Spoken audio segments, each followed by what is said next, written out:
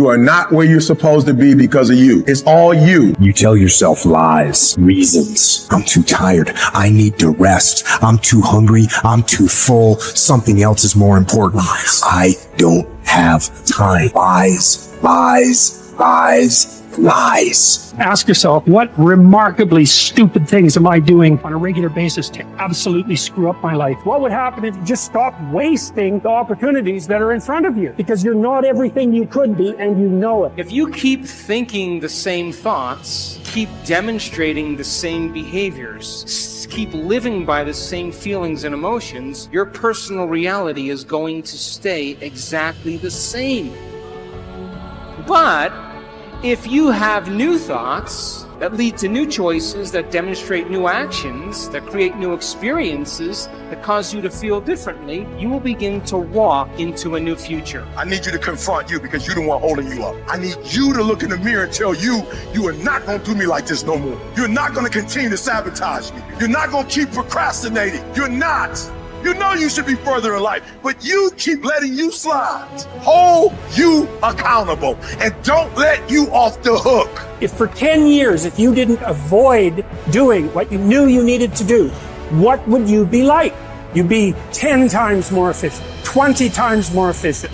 And you could be way better. You could be incomparably better across multiple dimensions. To do something away from the normality of what you've been doing, why not try it, man? Shock the system. Get up at 4 in the morning one day, just one day, and go for a fucking run. Commit to one day and see how you feel as you're jogging it back in around 5 or something, as your neighbors are still asleep. Well, your day's already provided something for you. Mentally, you'll feel like, wow, man, that was a lie. And say, I've got to do this. This is my stuff. This is why I showed up. It's not going to be easy. When you want to change, it's not easy. If it were in fact easy, everybody would do it. But if you're serious, you'll go all out. Yes, I'm going to do something about this situation. You do what it is you're supposed to. You're supposed to build something. You're supposed to create something. I don't know how to do it. Learn. The question is not, is it possible for you to be a millionaire? Is it possible for you to have all your dreams become a reality in your lifetime? Yes, it is possible. But the real question is, have you made the decision? Once you make a decision and you go all in and you say, I ain't quitting until I get there. I ain't giving up. I ain't giving in. I'll do whatever it takes to be successful. And when you make that decision, when you look you in the mirror, when you tell yourself that, look, I'm through, I'll do whatever it takes, I guarantee you, that's the day your dream begins to happen.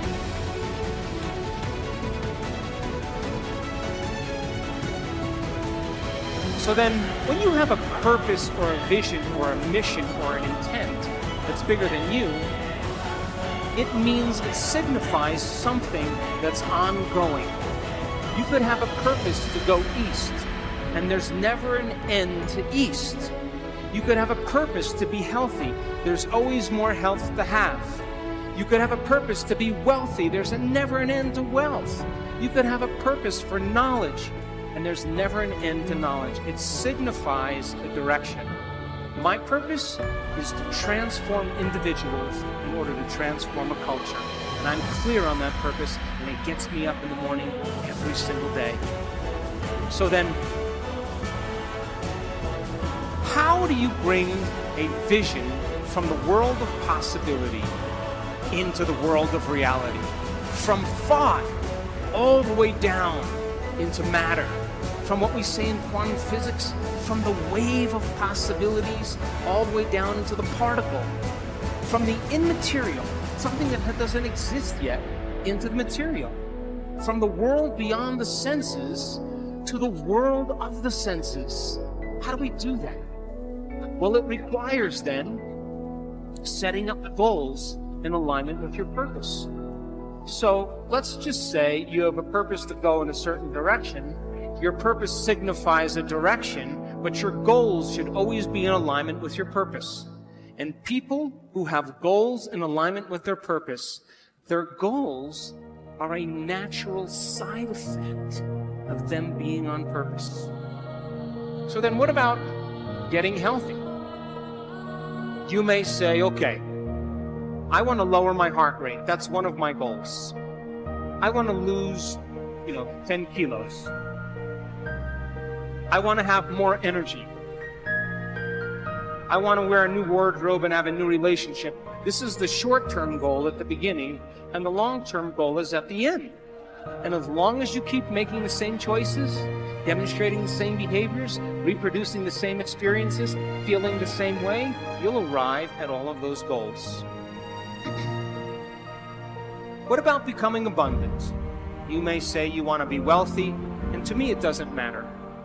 Wealth is a state of mind. You may want to start a new business.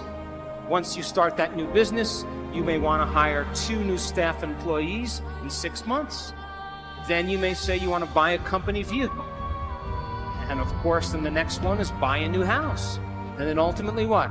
Make $1 million? Why not? If that's your goal, to reflect your purpose, then you should arrive at it. Are you still with me?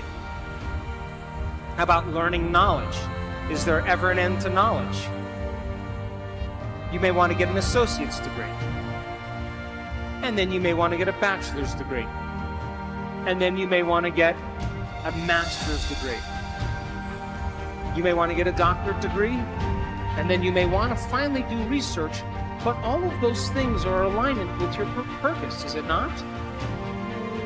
Now, I want you to understand that there is a very specific formula for excellence.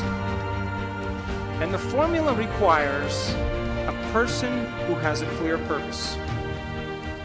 But there are 2 other ingredients that put this together. The first thing is called competence. You know what competence is? Somebody who does something really well. The more competent they are, the better they are at doing so. The third thing is called accountability. Accountability means if you say you're going to do something, you do it. And if someone asks you to do something, you do it really well. And if you combine a person who's on purpose with a high level of competence and accountability, you have excellence in an individual. I run 3 companies, and all 3 companies, my teams are very high on their purpose scale. They better align with my purpose. They have very high level of competence, and they are very high on the accountability scale. And I don't even bother them.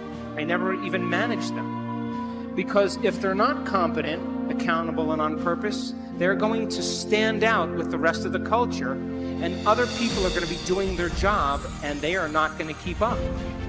And I say to my staff, I run an Olympic-level team. You have to be able to play at an Olympic level. If you can't be competent and accountable on purpose, there's nothing personal. We just have to cut you because we're moving at a fast pace. Be someone who is cool under pressure. Value serenity instead of outrage. It seems that our culture is moving in the wrong direction here. If you are blessed enough to not be on social media, you might be surprised to learn that the angriest, most passionate public figures are rewarded with the most clicks and biggest audiences. Our culture has begun to confuse passion with substance, reward the loudest and angriest voices, and thus incentivize behavior wholly at odds with stoic wisdom. The number of decibels your voice hits as you scream about how right you are is not necessarily an indicator of how much sense you are making. As a society founded on reason and Western Enlightenment ideals, we must hold ourselves to a higher standard. We have to collectively stop allowing emotion and passion to pass for reason and factual debate. The media's goal is to literally challenge your ability to be still. A tough American, intent on improving upon their current self, is not tricked into an emotional reaction by these headlines. You do not write an angry tweet. You do not hurl an insult. You are cool and measured and skeptical. You are curious what the agenda of the journalist might be and what facts or context they might be leaving out.